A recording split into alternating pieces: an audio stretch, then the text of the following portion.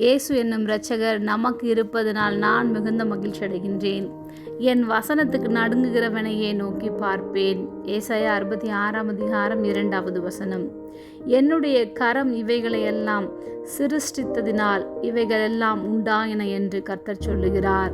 ஆனாலும் சிறுமைப்பட்டு ஆவியில் நொறுங்குண்டு என் வசனத்துக்கு நடுங்குகிறவனையே நோக்கி பார்ப்பேன். இன்று கடவுளுக்கென்று அநேக கோயில்களை மிகவும் பிரம்மாண்டமாக கட்டுகின்றனர். ஆனால் அது கடவுளுக்கென்று செய்கின்றோமா அல்லது மனிதர்களை திருப்திப்படுத்தவா, இல்லை என்றால் நமக்கு நாமே திருப்திப்பட்டு கொள்வதற்காகவா அவைகளை செய்கின்றோம்? நாம் அவர் தங்கக்கூடிய ஆலயத்தை கட்டுவதற்கு தகுதி உள்ளவர்களா என்பதே மிக பெரிய கேள்விக்குறிதான். அப்படியே நாம் கட்டினாலும் அதில் அவர் வாசம் செய்வாரா என்பதும் நமக்கு தெரியாது. ஏனென்றால் அவர் இந்த வானத்தையும் பூமியும் உண்டாக்கின தேவன். வானம் அவரது சிங்காசனம், பூமி அவரது பாதப்படி. அவ்வளோ பெரிய தேவன்.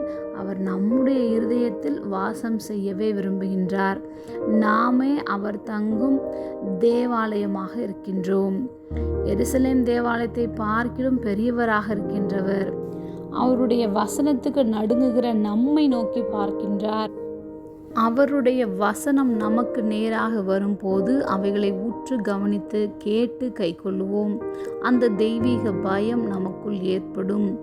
நொறுங்குண்ட ஆவியோடு அன்னாள் மனம் கசந்து அழுதாள். அவளை நோக்கி பார்த்த தேவன் அவளுக்கு பிள்ளைகளை கொடுத்தார். இன்றும் தேவனாகிய கர்த்தரை நோக்கி பயபக்தியோடு கேட்கின்ற ஒவ்வொருவருக்கும் அவர் பதிலளிக்கிறவராகவே இருக்கின்றார். ஜெபம்.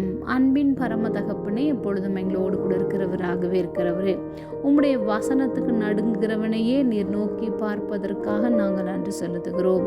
இயேசுவின் நாமத்தில் பிதாவே, ஆமென்.